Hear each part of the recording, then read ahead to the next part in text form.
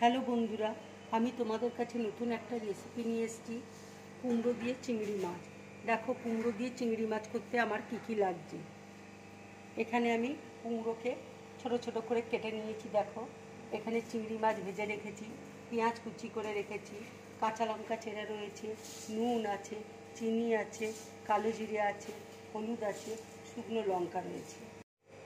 তেল দেখো গরম হয়ে গেছে। এবার আমি শুকনো লঙ্কা ফোড়ন দিচ্ছি, কালো জিরে ফোড়ন দিয়ে দিচ্ছি।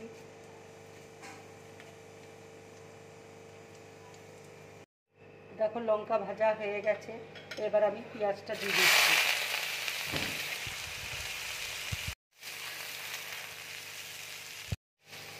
এবার দেখো কুমড়োটা দিয়ে দিচ্ছি।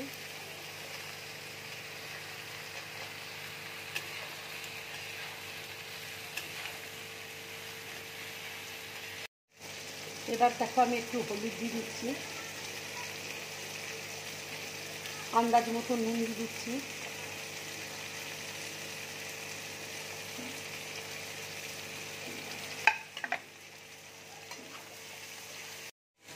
এবার আমি কাঁচা লঙ্কা দিয়ে দিচ্ছি,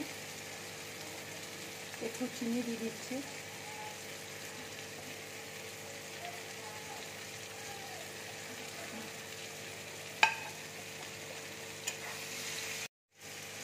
এবার দেখো চিংড়ি মাছটা আমি দিয়ে দিচ্ছি।